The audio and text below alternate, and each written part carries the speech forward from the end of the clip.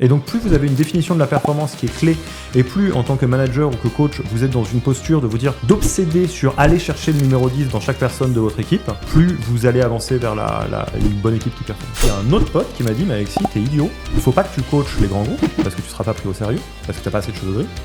Faut que tu sois le grand frère des start-upers. Quand je vous vois réussir, ou quand je vous vois péter, enfin, quand je vous vois heureux, ça me donne trop d'énergie en fait, tu vois. Et ça me fait trop plaisir, tu vois. Et c'est pas que, ouais, aujourd'hui j'ai fait tant de ça et tout, non. Et ça, je trouve que c'est une approche de malade. De se dire, qu'est-ce que je peux avoir de l'autre, mais je peux juste être dans la relation, et puis on verra plus tard, quoi. Bonjour à tous et à toutes. Bienvenue dans ce nouvel épisode du podcast Que du humoristes agile. Je suis Christophe. Et aujourd'hui, nous sommes en studio avec un invité que j'apprécie beaucoup. Figure emblématique de la French Tech, avec sa boîte Yaniro, qui accompagne les dirigeants et les managers à passer le pas, à être au niveau NBA, comme il dit. Moi, je suis aussi admiratif sur ce podcast. Plus de 100 épisodes. J'espère que je suivrai aussi ce chemin-là.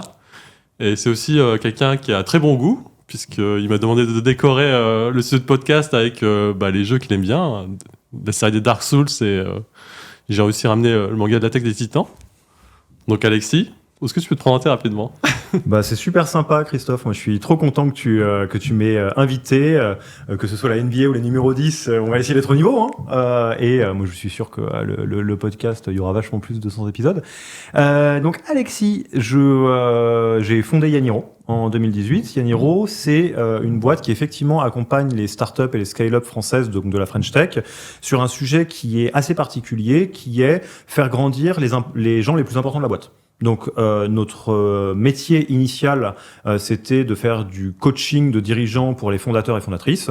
Dit autrement, on prend des fondateurs fondatrices de licornes, comment est-ce qu'on les accompagne pour qu'ils arrivent à être toujours au niveau de leur boîte et pas à la traîne. En grandissant, on a élargi ça à l'accompagnement des managers. Même combat, comment on arrive à faire en sorte que les managers grandissent aussi vite que la boîte, si possible sans se faire mal, parce que les boîtes type startup scale-up, quand on passe de 10 à 1000 en 3 ans, c'est quand même pas grand-chose de naturel. Donc nous, Yaniro, on existe, donc je disais, depuis 2018, on a accompagné plus de 150 startups ou scale-up, on est une dizaine dans la boîte, donc moi je suis pas du tout le seul à faire du coaching. On a un autre truc qui nous plaît beaucoup chez Yaniro, c'est de donner le plus de valeur gratuite possible à l'écosystème, parce que on sait que c'est la galère. Globalement, c'est super difficile. Donc, quand on peut faire une formation au management qui est do it yourself, on la donne gratuite. On va pas la vendre comme un MOOC. J'ai un podcast que j'adore qui s'appelle The Human Factor, dans lequel j'interviewe des DRH toutes les semaines et qui est pareil gratuit. Et je suis super content d'être là. Je sais pas exactement de quoi on va parler, j'ai hâte. J'attends les surprises. on va s'amuser un peu. Moi, d'abord, avant de rentrer dans le vif du sujet, c'est quoi qui donnait l'idée de créer Yaniro, enfin ? Alors, il y a toujours deux histoires. Il y a l'histoire qui fait stylé, celle qui a été réécrite après, etc. Et l'histoire bordélique. Je te fais la bordélique. Bien sûr, là, évidemment. On est que tous les deux. On est entre nous. Hein, ne le répétez pas, hein.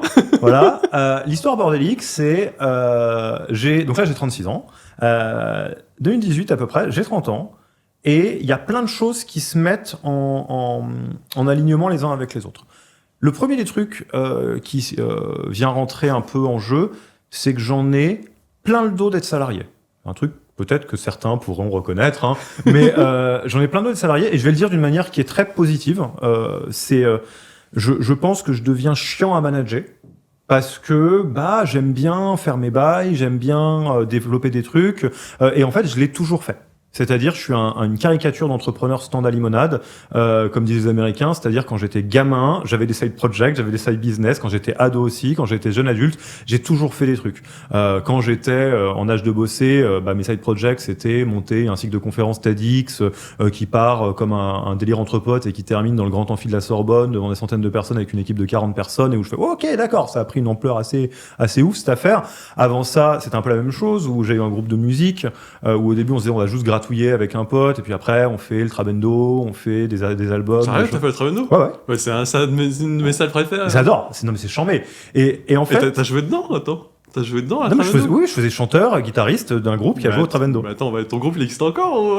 Ah bah non, j'ai arrêté parce que ok. parce que j'ai pas le temps et que j'habite en Suisse maintenant Fou, et ça. que les membres du groupe sont respectivement dans le Lot et Ok. à Rennes. Et avant ça, quand j'étais à l'école, j'adorais faire du skate et du coup je fabriquais des mini skates avec des dossiers de chaises que je revendais pour m'acheter d'autres skates. Je faisais des Warhammer pour me financer. Mais si vous savez pas ce que c'est que les Warhammer, c'est des espèces de petits soldats de plomb. Pour les financer, pour en acheter d'autres, j'avais époque avant Internet créé des moules de Warhammer en silicone pour les couler en résine pour faire de la contrefaçon. C'est totalement légal cette affaire-là. Pour les vendre à la récré, pour en acheter d'autres et je continuais comme ça. Et donc, en fait, mis bout à bout, je disais, mais ça saoule d'avoir des side projects, j'aimerais bien que ce délire un peu entrepreneurial, ce soit mon boulot. Ça, c'est l'élément numéro 1. Élément numéro 2.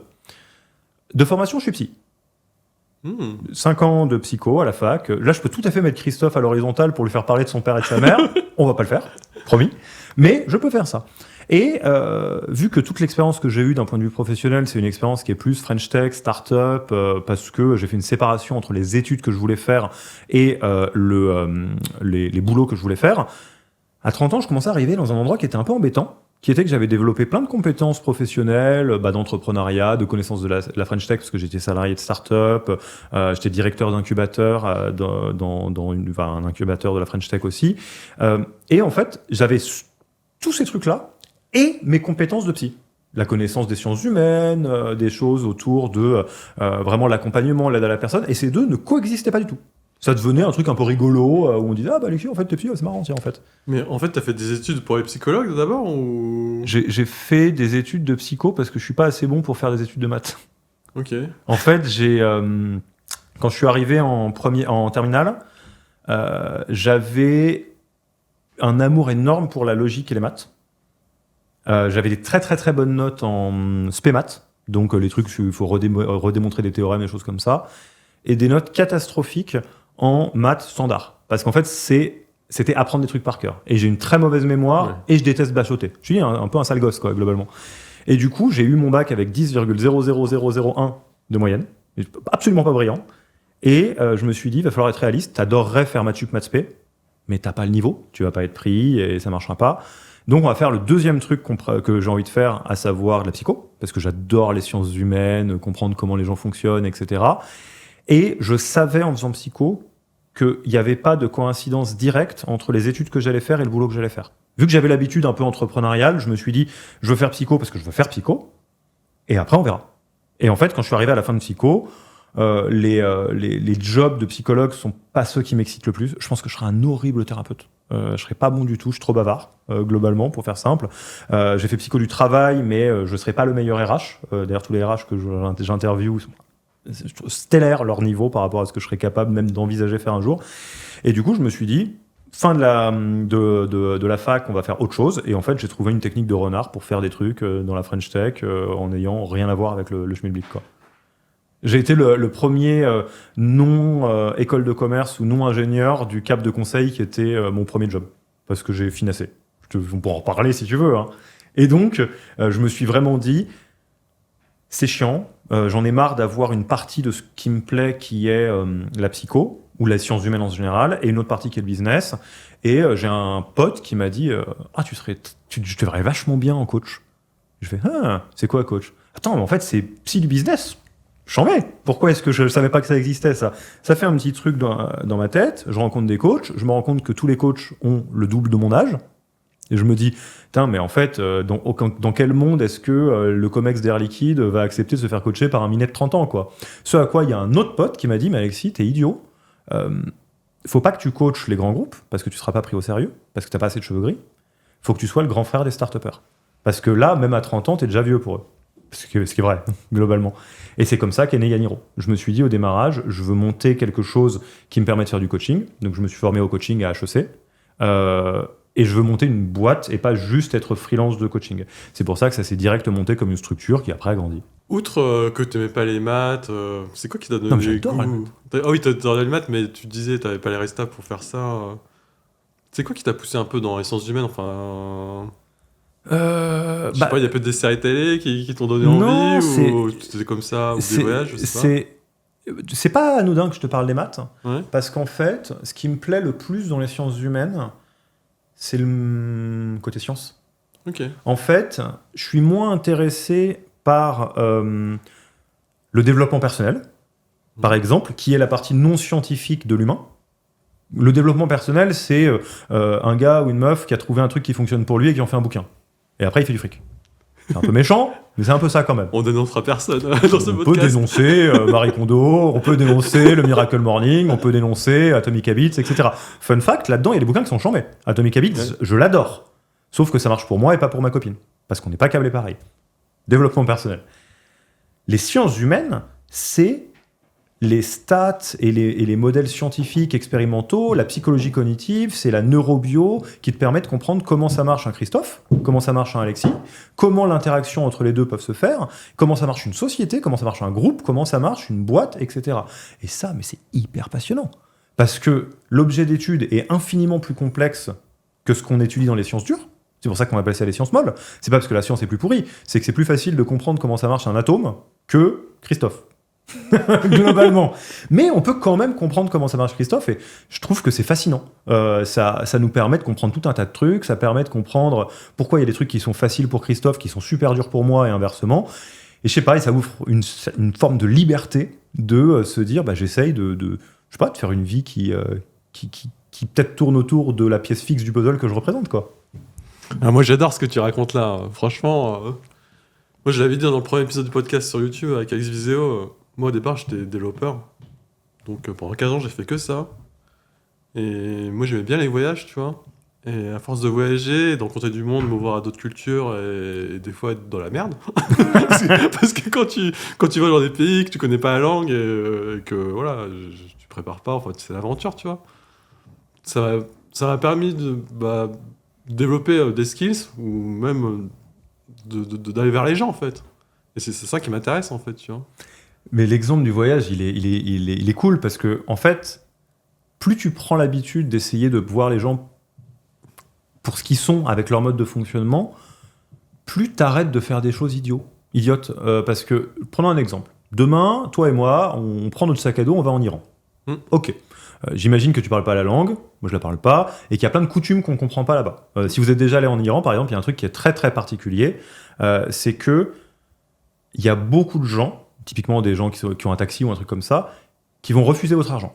Vous êtes déjà allé en Iran? Oui, je suis allé en Iran. Ah ouais, là, il faut qu'on en parle, là. Parce que ça, c'est dans ma Dans liste. la to-do, ouais. Et typiquement, je prends un taxi, Ok. et je vais dire, bon, c'est combien et tout, et le gars, il va vous faire, non, mais t'inquiète, c'est bon, ça me fait plaisir.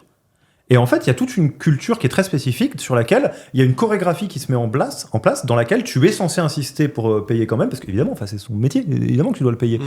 Et si tu le sais pas, tu fais, trop sympa, le mec. Et tu vas sortir de là en ayant foiré un peu l'interaction culturelle, parce qu'il va sortir de là en se disant, dis donc, tiens, c'est vraiment une pince, quoi. Parce que t'as juste pas compris les règles du jeu de cette Ouais. culture. Et en fait, ce qui est très marrant, c'est que ce soit sur les cultures ou la langue, la mauvaise manière d'interagir, ça serait de forcer. Par exemple, je vais voir quelqu'un qui parle pas du tout français, je vais lui dire, c'est où l'aéroport? Il va me répondre qu'il comprend pas dans sa langue, soit avec des gestes, soit dans sa langue. Et si j'insiste en lui disant, l'aéroport, je le dis plus fort en articulant, comme si ça allait changer quelque chose. Ça a l'air idiot. Mais en fait, dans la vie, on fait ça tout le temps. Si Christophe est CTO d'une boîte qu'on monte ensemble et qu'il est très à sécuriser sa roadmap, à vouloir faire en sorte que les choses avancent, il connaît tous ses développeurs qui sont au bord du burn-out, donc il se dit il faut qu'on arrive à créer un peu de sécurité, et que moi je suis un CEO un peu volage qui dit Christophe, j'ai eu un rendez-vous commercial, est-ce que tu peux rajouter ces 70 features à la roadmap? Et que tu me dis gars, j'ai envie de te tuer. C'est pas en disant non mais ouvre-toi Christophe qu'on va arranger l'interaction, parce que là c'est comme si je suis en train de parler à quelqu'un qui est iranien et qui parle pas le français en lui parlant français plus fort, en articulant plus fort, en espérant que ça passe. Faut trouver une langue entre les deux, probablement l'anglais, pour qu'on soit capable de parler la même langue. Moi, j'adore ce que tu dis là, hein, parce que là, tu vois, j'ai arrêté des développeurs, tu vois. Après, je me suis reconverti en Scrum Master. Scrum Master, c'est quoi? C'est que je suis au même niveau que les devs, je suis dans l'équipe, tu vois, mais je développe pas. Par contre, je m'occupe de tout ce qui est autour, tu vois. Que ce soit l'organisation, la com, parler avec le top management, parler avec les clients, faire en sorte que le groupe, l'équipe vit, parce que des fois ça pète. et tu vois, tous ces trucs-là, tu vois, c'est un peu en voyage où j'ai développé ça, en fait. C'est parce que en voyage, tu vois, t'as deux camps, en fait. Soit t'es en voyage et tu dis personne me connaît, donc je m'invente une vie. C'est cool, tu vois. Et t'en as d'autres, ah non, moi je suis introverti ou je sais pas quoi, tu vois. Enfin, je frime pas, tu vois, et j'aime pas mentir, donc j'essaie d'être moi, tu vois. Et tu vois la vraie face des gens, en fait. Et le voyage, ça m'a un peu développé ça, ça m'a aussi permis aussi de voir un peu les gens, tu vois. De voir ce qu'on appelle les red flags, les green flags, tu vois. Je sais pas si c'est les voyages ou c'est qui ont développé ce truc-là, tu vois. Ça aide vachement. Hein. Mais clairement, bah, dans le monde d'entreprise, bah, ça m'a trop aidé en fait. Tu vois. Et même quand des personnes que je rencontre en boîte où clairement il y a de la poétique, où c'est chaud, tu vois, je condamne pas parce que je sais pas ce qu'il y a derrière, tu vois. Je sais pas s'il y a un contexte, je sais pas, comme tu dis, si c'est culturel, tu vois. Alors que je sais qu'il y en a d'autres dans l'équipe ou même au niveau d'au-dessus, tu vois, ça s'énerve direct, tu vois. Et moi, et tu vois, ce genre de truc, toi, ça m'a permis de développer ça. Mais ouais, toi, dans ton job, t'es obligé de toute façon d'être polyglotte et tu l'apprends par peut-être le voyage, ça peut aider. Je suis embêté, je sais plus qui a dit ça, mais ça m'a vraiment frappé parce que c'est vrai. C'est le rapprochement justement de s'ouvrir à quelque chose de différent et comment ça te permet d'être plus compatible. C'est un gars qui disait c'est très très dur d'être raciste si tu voyages beaucoup. Ouais. Et c'est très très dur de détester quelqu'un si tu passes beaucoup de temps avec lui. Ouais. Parce qu'en fait, si t'as quelqu'un qui te saoule de ouf et que tu y passes des semaines et des semaines avec lui, tu retombes dans le schéma des vieux films de flics, tu vois, du genre l'arme fatale, etc. Ouais. Où t'as deux personnes qui se kiffent pas trop, mais à la fin du film, ils sont copains comme cochons parce qu'ils ont vécu des aventures ensemble, quoi. Non, non, moi ça me va, tu vois. Et moi au départ, on mettait Scrum Master quand on me disait, on me donnait des défis, tu vois. Moi je veux que le groupe vit bien, que ce soit pas le bordel et tout. Moi, je pense que les équipes, tu vois, pour qu'il y ait des potes, ils peuvent pas être tout le temps d'accord, tu vois.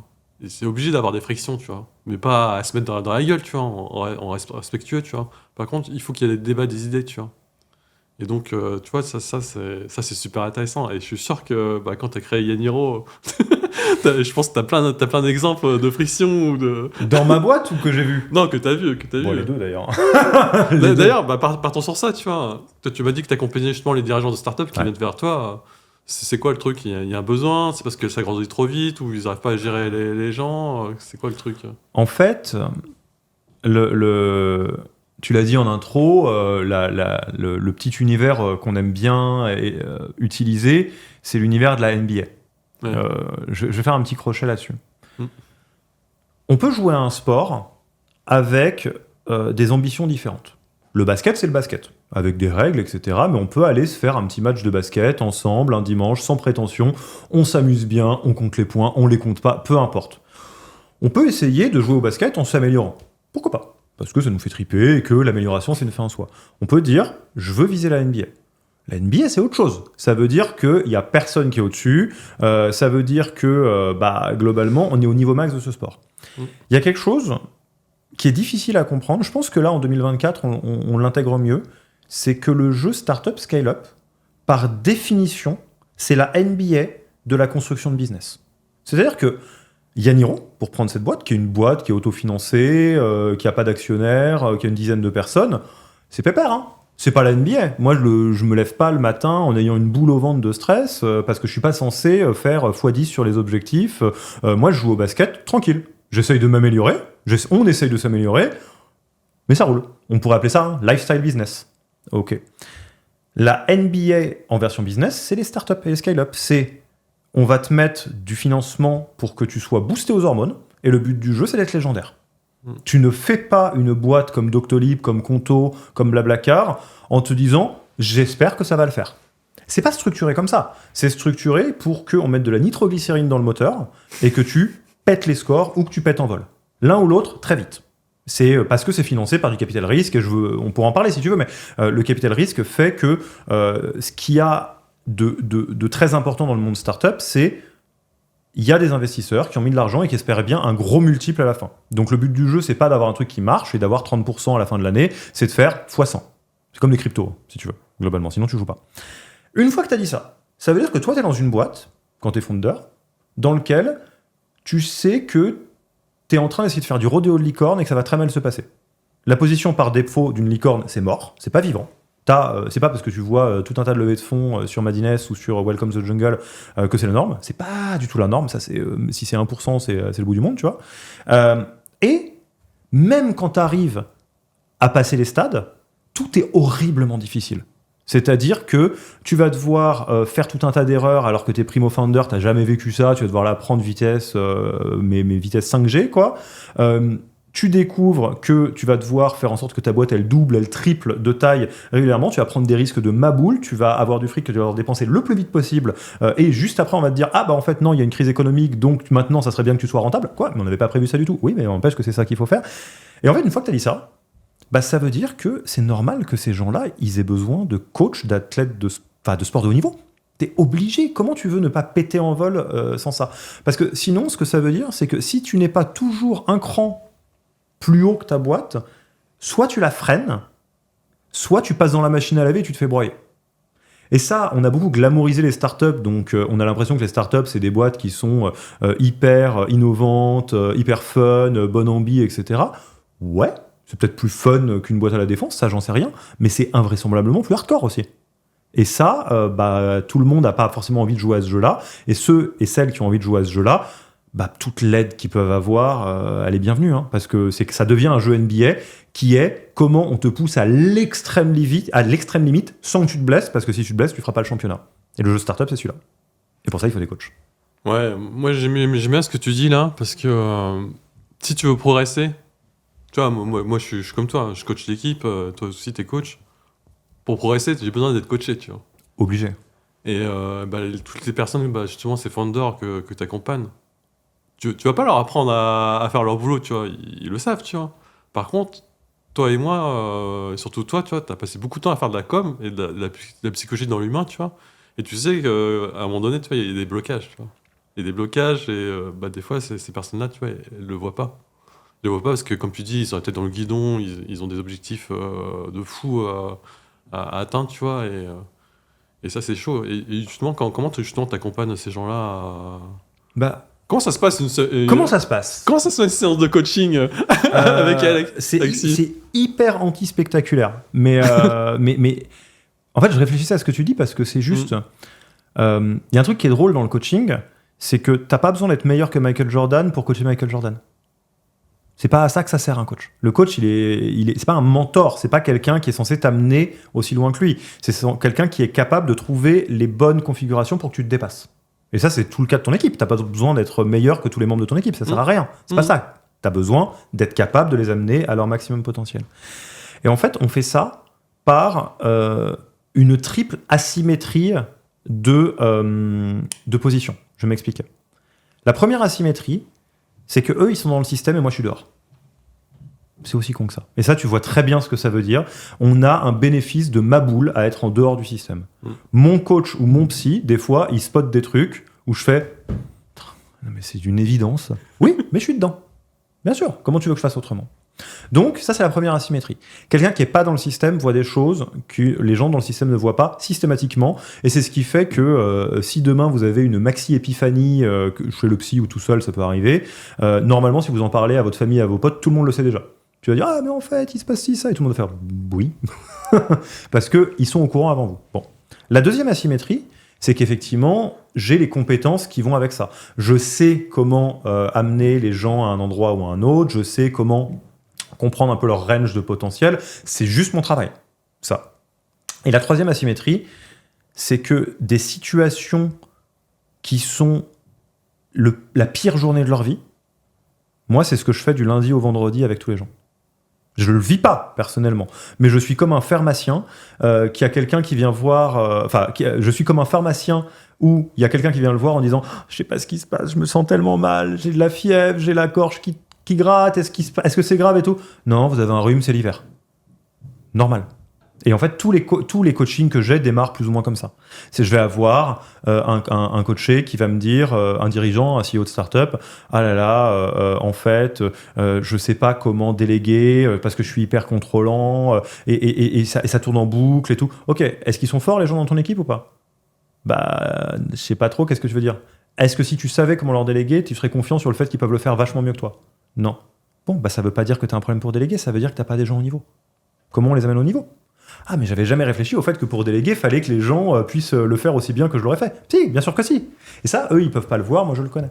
Pareil, et vu qu'on a accompagné des boîtes de 3 personnes et des boîtes de 1000 personnes, il y a une partie des trucs sur les chemins, je les connais. Et je peux juste les mettre dans l'équation pour voir un peu à quoi ça peut ressembler. Et du coup, en général, ce qui va se passer, c'est demain on commence un coaching, on va se voir 1h30 toutes les 2-3 semaines pendant quelques mois. Donc ça va durer, je sais pas, 6, 8 sessions, un truc comme ça. Et au bout de ces 8 sessions, le but du jeu, c'est, pour prendre une métaphore de coaching sportif, que tu sois capable d'atteindre ton objectif. Tu vas arriver en me disant, moi j'aimerais faire un marathon en moins de 3h30. Ok, c'est ça qu'on met sur une petite croix. Moi je vais fixer que normalement en 6 sessions, on devrait être capable de faire ça. Et dans les sessions, on va bosser spécifiquement là-dessus. Dans certains cas de figure, ça va être du partage de routine. Dans certains cas de figure, ça va être de l'introspection. Dans certains cas de figure, je vais te filer des exos à faire dans la vraie vie qu'on va débriefer ensuite. Et c'est toujours 100% sur mesure. Et c'est aussi simple que ça. Moi, tu vois, pour que les gens progressent, j'ai pas trouvé mieux que les conversations difficiles. Pourquoi ? Parce que tu es devenu entrepreneur pour une raison, tu l'as dit tout à l'heure, hein, parce que t'aimes pas être dans une case, t'as envie de... Et tu vois, quand t'es dans une entreprise, plus elle est grosse, plus comment dire, les langues, comment dire, non, c'est pas ça que je veux dire. Les gens, ils ont pas la liberté de parole, en fait. Ouais. Ils ont pas la psychologie justement pour dire quand ça va pas ou quand il y a besoin de demander de l'aide, tu vois. Et ça, c'est super dur. Est-ce que justement, t'es tombé sur des managers ou des dirigeants où clairement, il avait perdu un peu la main sur son équipe parce que un problème de com ou... Ouais, oui. Le framework de conversation difficile, il est important parce que il y a un fondateur que j'aime beaucoup, Benoît Vostenka, qui a cofondé Bonne Gueule avec Geoffrey Bruyère, qui a dit à un moment donné, l'entrepreneuriat, c'est l'exercice ultime de développement personnel. Je suis un peu d'accord avec ça. Intéressant. C'est pas mal, hein. Je suis un peu d'accord avec ça parce que, en fait, on se rend compte qu'il y a des trucs qui sont des épreuves immenses dans la vie quotidienne qui, si tu souhaites entreprendre, deviennent des choses, entre guillemets, qui tombent dans ton spectre de responsabilité ou dans ton scope de responsabilité. Les conversations difficiles en font partie. Faites un test chez vous. Prenez une feuille, prenez de quoi écrire et réfléchissez à 4 ou 5 conversations que vous êtes en train d'éviter. 4 ou 5 sujets que vous êtes en train d'éviter. Avec votre mère, avec votre père, avec votre conjoint, conjointe, avec vos collègues, avec des choses comme ça. Il y en a. Je vous en donnais une liste non officielle. Ce collègue qui est une chèvre absolue, mais qui est très sensible. Où vous vous dites, je peux lui dire que c'est une chèvre et qu'il faut qu'il se mette au niveau. Mais par contre, il va complètement péter un plomb et il va fondre en larmes. Votre compagne ou votre compagnon qui vous saoule à mâcher la bouche ouverte. Mais il y en a plein des trucs comme ça. Et la position par défaut, dans la vie quotidienne de ce genre de truc, je vais le dire, c'est brutal, hein, c'est la lâcheté. On va laisser le truc traîner parce qu'on va se dire que c'est trop dur d'affronter une conversation difficile et donc on va préférer porter le poids d'un truc médiocre ou très grave pendant très longtemps plutôt qu'une conversation difficile. Je n'ai aucun jugement dans ce que je dis, c'est la position par défaut, c'est ma position par défaut, la lâcheté. Quand on est entrepreneur, c'est signer l'arrêt de mort de sa boîte. Ne laisser traîner les conversations difficiles. Parce que ce que ça veut dire, c'est qu'il y a quelqu'un que vous n'auriez pas dû recruter, que vous recrutez, qui est nul, qui reste, et au moment de la fin de la période d'essai, vous vous dites on la valide, peut-être que ça s'améliorera et tout. Énorme connerie. Ça s'améliorera pas, ça sera pire. Il y a votre associé avec qui ça se passe hyper mal. Il y a ce client qui est en train de vous tenir complètement sous son emprise, à qui vous devez dire qu'on arrête de bosser ensemble. Il y a toutes ces conversations. Et effectivement, être entrepreneur, ou en tout cas sur le jeu de NBA Startup, c'est une obligation, veut dire apprendre à réduire le temps entre le moment où on se rend compte qu'on a une conversation difficile qu'on doit avoir et l'avoir. Et donc, ça veut dire aussi devenir fort en conversation difficile. Ça fait pas plaisir. Hein. Non, mais après, tu le sais comme moi, tu vois, dans mon entreprise, tu vois, il y a forcément des moments où tu es obligé de dire les choses, tu vois. Prenons l'exemple. Si par exemple, tu as quelqu'un qui sous-performe, comment tu lui adresses sans rentrer dans le triangle de Cartman. Ouais. Le triangle de Cartman, je rappelle, c'est trop bien, ça. c'est les 3 rôles, tu vois. T'as le sauveur, t'as le bourreau et t'as Victime. la victime. Alors ça, c'est une question en 2 bandes. Parce que t'as une manière d'éviter que ça se passe mal, et t'as qu'est-ce que tu fais quand t'es au milieu du guet et que tu fais ce que tu peux.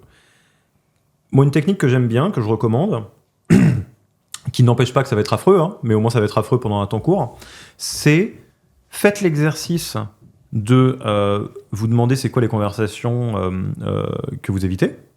Là-dedans, admettons, on va prendre ton exemple, il y a une personne qui n'est pas au niveau. Je vais essayer de voir si j'en ai une qui correspond à moi. Je crois que j'en ai une il n'y a pas longtemps. Voilà, j'ai eu un prestat qui n'était pas au niveau. C'est pas quelqu'un de l'équipe, mais c'est un prestat qui... voilà. Et j'étais vraiment en train de me miner, en train de me dire « Ah là là, mais il est pas au niveau. Je sais que c'est en phase d'onboarding, mais c'est trop bizarre et ça nous donne un coup d'opportunité de bosser avec lui plutôt qu'un autre. Et donc, ça veut dire que je vais devoir en trouver un autre. Bref, ça saoule. » Première chose, c'est je me dis « Allez, on arrache le sparadrap, je vais parler à ce mec-là. » Donc là, voilà, je me le suis mis, je verse une petite larme en me disant que ça va être affreux, et bon, et on va y aller. Bon. Deuxième étape, je fais un brain dump de ce qui tourne dans ma tête et qui m'empêche de dormir.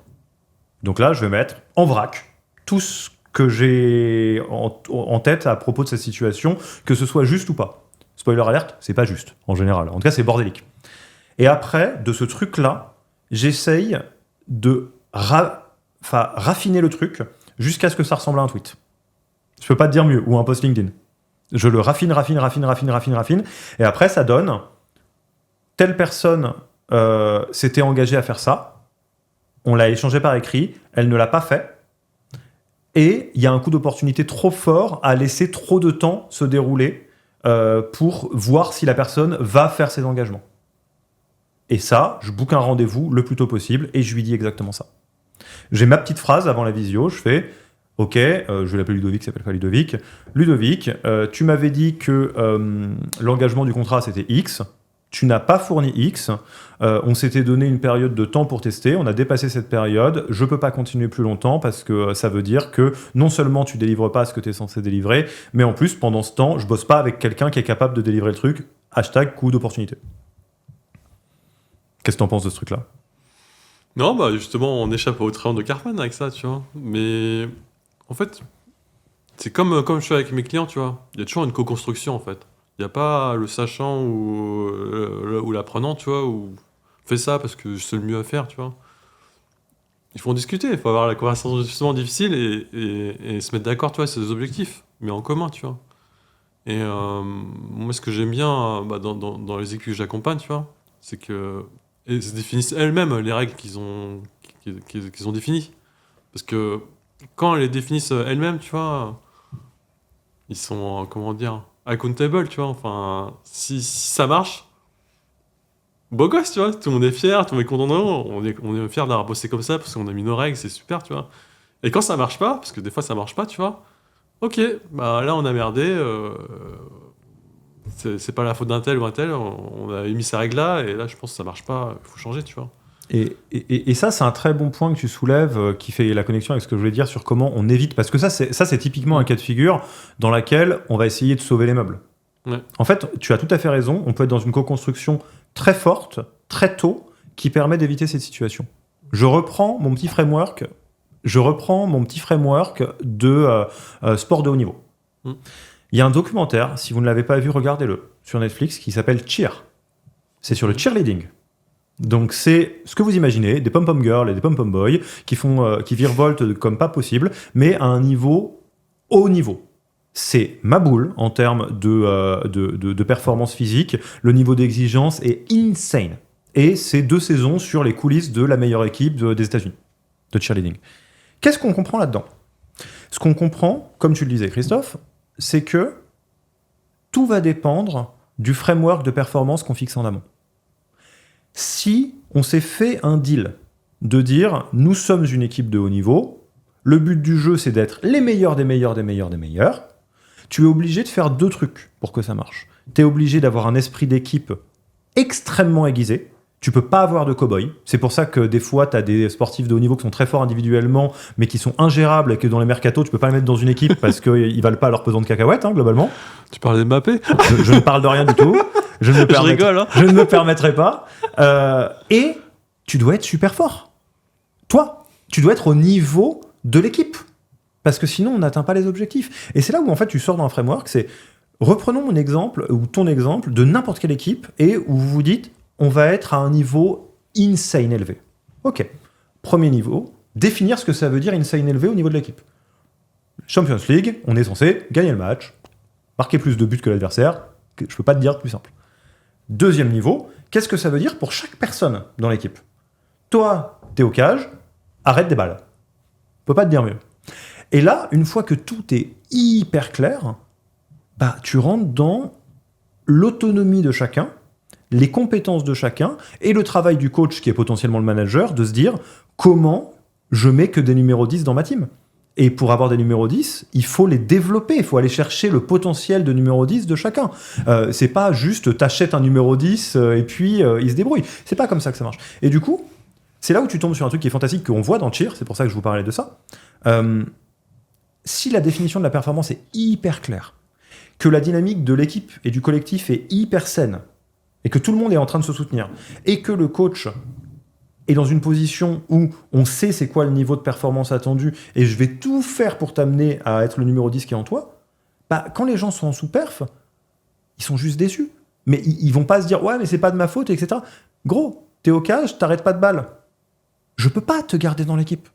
C'est dégueulasse qu'on fasse perdre tout le monde juste parce que tout le monde se donne à 100% et que toi, t'es pas au niveau. Et dans Cheer, c'est exactement ça. Il y a des gens qui qui sont sur le banc de touche et qui ne deviennent pas membres titulaires de l'équipe de cheerleading. Et ils en veulent ni au coach ni aux membres de l'équipe. Ils se disent, ça me dévaste de pas être au niveau de la NBA, mais je comprends pourquoi, quoi. Et donc, plus vous avez une définition de la performance qui est clé, et plus, en tant que manager ou que coach, vous êtes dans une posture de vous dire, d'obséder sur aller chercher le numéro 10 dans chaque personne de votre équipe, plus vous allez avancer vers une bonne équipe qui performe. Non, ça c'est sûr. Parce que de toute façon, toi, t'as un podcast RH. Allons sur ça, tu vois. Tu peux pas recruter que des superstars qui arrivent et le mouton à 10 000 pattes. Enfin, c'est pas possible, tu vois. T'es obligé,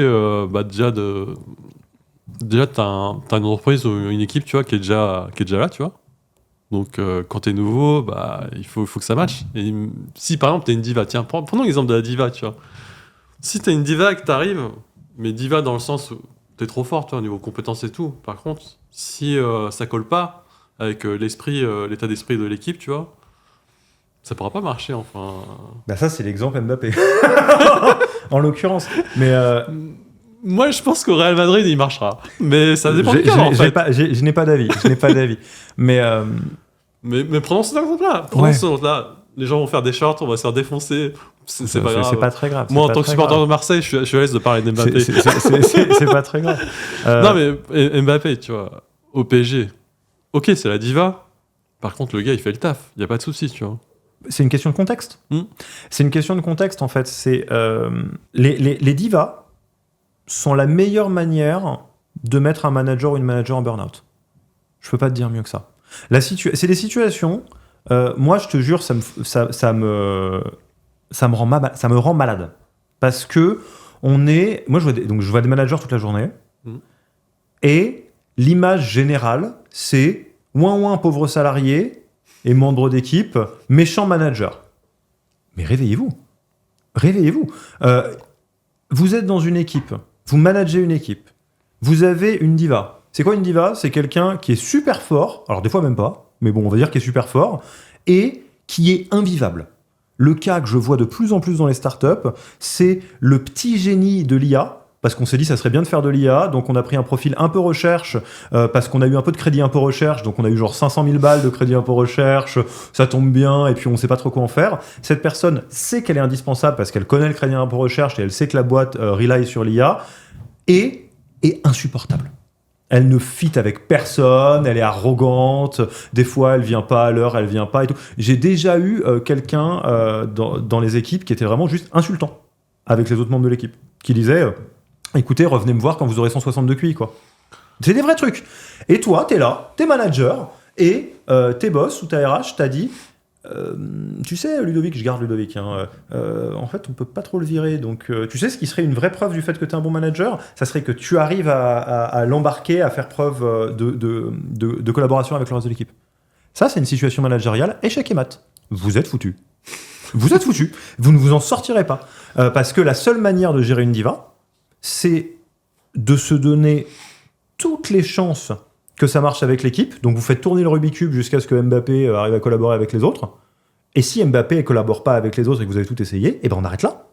On va pas plomber toute l'équipe pour ça, quoi. Tout simplement. Non, mais là, on revient encore dans les conversations difficiles, tu vois. Et alors là, les conversations difficiles hardcore, parce que c'est avec Mbappé, avec votre RH, etc.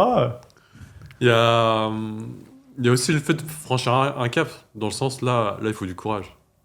Et ça, moi, en entreprise, tu vois, les situations chaudes que j'ai vues, tu vois, pratiquement, tu vois, problème de com, déjà. Et après, manque de courage de prendre la décision, en fait. Bah ouais, mais bon, le courage managérial, ça se mange pas en sandwich. non, c'est super chaud, tu vois, même pour moi, tu vois. Mais ouais, bah justement, comment t'accompagnes justement ces personnes-là à prendre la décision courageuse, en fait, pour le bien de la boîte et de l'équipe? En fait, t'as deux niveaux à ça. Et ça, c'est un truc qui marche pour tout. J'y pense, j'ai un petit cadeau pour tes auditeurs et les gens qui nous regardent. En fait, ce qui va vous sauver en gestion d'équipe, c'est deux trucs. Le premier, c'est de comprendre que le management, ce n'est qu'une question de chorégraphie pour répondre à des situations données. C'est tout. Il y a un truc qui est très très bizarre, c'est que le management, c'est un métier qui est extrêmement relationnel, mais que si vous appliquez les réflexes relationnels que vous avez de la vraie vie au management, vous êtes foutu. C'est-à-dire que tous les réflexes que vous avez sont mauvais. Les réflexes, mais moi aussi, hein, encore une fois, c'est des réflexes de pas dire les trucs parce qu'on veut pas se fâcher, c'est des réflexes de... on a toujours fait comme ça. On a toujours fait comme ça, des réflexes de « Ah, oh, ben tiens, Ludovic, il est sympa quand même et tout. » Ok, bon. Et en fait, toutes les stratégies managériales qui vous permettent d'être un bon manager pour les résultats et pour l'équipe, c'est ça qui est incroyable. C'est qu'en allant à contre-courant de ce que vous aviez en tête, vous allez être un bien meilleur manager, beaucoup plus aimé par votre équipe. Ce n'est que des chorégraphies antinaturelles comme pas possible. Ça va être, ok, là, Ludovic est en sous-performance, ça veut dire que je dois faire du feedback. Je choisis la chorégraphie du Radical Candor, qui a un feedback particulier, qui est antinaturel, qui est super chiant. Comme une chorégraphie, la première fois que vous le faites, vous ressemblez à un idiot. C'est normal. Tu peux détailler, c'est quoi le Radical Candor ? Ouais. Le Radical, c'est un bon exemple. Le Radical Candor, c'est... On connaît tous les stratégies classiques pour donner du feedback. La stratégie la plus connue, c'est rien dire. Tiens, dis donc, Christophe, c'était pas ouf ce truc-là et tout. Et ça, je le pense dans ma tête. Je le dis dans le dos de Christophe, hein, parce que je fais un peu de gossip. Et quand Christophe va me voir, je vais faire hey, salut, ça va gros ? Je dis rien. Ça, c'est la stratégie la plus connue de feedback. Donc évidemment, la personne ne s'améliore pas. Par quel miracle elle s'améliorerait ? Et donc, ça marche pas. La deuxième stratégie, ça, la stratégie préférée du CAC 40, c'est le bullshit sandwich. On va dire un truc gentil, un truc méchant, un truc gentil. Donc moi, j'arrive et je me dis, bon, en fait, Christophe, il a rien préparé à la dernière réunion, c'était chiant. Donc je vais arriver et je vais dire, hey Christophe, ton dernier post LinkedIn, champ max. Par contre, tu me refais une réunion comme ça, t'es viré. Très très jolie veste. Et là, Christophe, qui est quand même pas à la fin de 6 semaines. Non, mais ça n'existe pas, ça. Mais ça arrive tout le temps, mec. Ça arrive tout le temps. A bien compris que la prochaine fois que je vais venir en lui disant un truc joli, très belles lunettes et tout, il va se dire putain, qu'est-ce que je vais me prendre dans 2 minutes parce qu'on a repéré le pattern. Le problème de ce feedback, c'est qu'il n'est pas sincère. Il n'est pas sincère parce que je veux dire un truc méchant et les 2 trucs gentils, je vais les improviser et je vais prendre un truc nul. Le feedback Radical Candor, c'est une chorégraphie qui est antinaturelle au possible, qui consiste à faire 2 trucs en même temps dans son feedback. C'est dire la vérité et le dire avec du care. C'est quoi la vérité, c'est quoi le care ? La vérité, c'est un axe où vous êtes tout à droite si vous dites exactement à la personne ce que vous diriez dans son dos. Vous avez envie de dire, j'ai envie de dire à Christophe qu'il parle pas bien anglais, faut que je lui dise, tu parles pas bien anglais. Ok. Si je lui dis, hey, le podcast qu'on a fait en anglais, t'en as pensé quoi ? T'étais à l'aise et tout ? Ah bah si t'es à l'aise, c'est l'essentiel. Là, j'ai tellement limé ce que je voulais dire, j'ai tellement mis du papier bulle dans tous les sens que ça marche pas. Par contre, si je fais que ça, et que je suis tout à droite et que je fais pas attention au care, je peux juste être au niveau d'une agression. dire à Christophe, t'es une brêle en anglais, hein. Pas ouf. Pas ouf en termes de feedback. Et c'est pour ça qu'il y a un autre axe, qui est l'axe du care, dans lequel, en même temps que je suis sincère, je vais devoir avoir un niveau de care. Ça veut dire, qu'est-ce que j'ai envie là ? J'ai envie que Christophe progresse en anglais. Et j'ai envie de lui dire d'une manière qui lui est utile. Donc ça veut dire que je vais devoir essayer de trouver une manière de façonner le message pour que ça serve à Christophe et pas que je balance ma saloperie. Et donc là, peut-être que plutôt que de dire le dernier meeting qu'on a eu en anglais était naze, ou plutôt que de dire tu l'as trouvé comment le meeting, ok, qui donc sont deux manières de faire de feedback qui marchent pas, je vais lui dire un truc du genre le dernier meeting que tu as fait, je pense que sur l'échelle un peu classique de l'anglais, tu dois être à peu près à B1. Et le gros problème, c'est que tant que tu n'es pas à C1, ça te donne une décrédibilisation et ça te fait paraître comme moins compétent que ce que tu ne l'es juste parce que tu n'as pas assez de vocabulaire. C'est vraiment dommage parce que là, tu vas travailler de plus en plus avec des équipes américaines. Du coup, moi, ce que je te propose, c'est qu'on regarde avec la RH si on peut te débloquer un budget pour que tu aies des cours d'anglais pour que tu sois C1 à la fin de l'année. Ah, c'est plus pareil, là. Et je suis pas gentil. Je lui ai dit qu'il n'était pas au niveau en anglais. Mais dans ma tête, comme un coach, je suis en train de me dire comment j'en fais un numéro 10 ? Et je suis pas en train de lui mettre un tir en lui disant tiens, t'as 2 sur 20 et ramène-le à tes parents et signe-moi ton... Enfin, c'est pas possible, quoi. Ouais. Et donc voilà, en fait, plus tu suis des chorégraphies comme ça, plus t'es capable, toi, de, en tant que manager, être outillé. Et après, et je vais finir en petit cadeau, vous ceux qui sont attentifs, assez vite, on se rend compte que le management, c'est que des chorégraphies. C'est la chorégraphie du feedback, pour la sous-perf, c'est la chorégraphie de la communication non violente pour gérer les conflits, c'est la chorégraphie des one-to-one et de la posture manager-coach pour faire des one-one avec ses équipes et créer du relationnel et de la confiance, c'est la chorégraphie de l'offboarding quand on doit se séparer de quelqu'un, c'est la chorégraphie du recrutement, de l'onboarding, de machin, et après, une fois qu'on a ces chorégraphies, c'est comme tout, il n'y a qu'à le refaire encore et encore et encore et encore pour passer progressivement de ceinture blanche à ceinture jaune, à ceinture bleue, à ceinture noire. Et là, en fait, c'est juste ça qu'il faut faire quand on est manager. Quand on forme les managers, c'est que ça qu'on fait. On prend 4 chorégraphies hyper simples et on les sature d'exercices pour qu'ils les fassent 1000 fois en 3 mois et qu'ils sortent de là en étant des NBA players. C'est juste ça qu'on fait. Et donc, le petit cadeau que je vous propose, si vous n'avez pas envie de travailler avec nous dans la formation, que c'est pas le moment, que vous n'avez pas le budget ou quoi que ce soit, vous regardez dans les liens dans la description de l'épisode, je vous donne une page avec toutes les chorégraphies qui existent pour manager en version do-it-yourself, bonus gratos. Donc, c'est-à-dire, vous avez 9 heures de cours vidéo sur comment on fait du feedback radical candor, comment on fait de l'onboarding, comment on recrute, comment on fait de l'offboarding, la même en version podcast et la même en version Notion. Donc, moi, la chorégraphie, elle est open source. Ouais, je l'ai vu, je crois. Je l'ai vu passer parce que j'ai assisté à plusieurs de tes conférences. C'est massif. Hein. C'est le mieux qu'on puisse faire. Et le pire, c'est que tu le files gratuitement en plus. Ouais. Bon, je peux t'expliquer pourquoi, hein, mais... Vas-y. Il y a un truc de valeur et de karma, peut-être, et il y a un truc de stratégie business. On peut parler de stratégie business, c'est des trucs dont je parle jamais, vu que je parle plutôt RH ou management.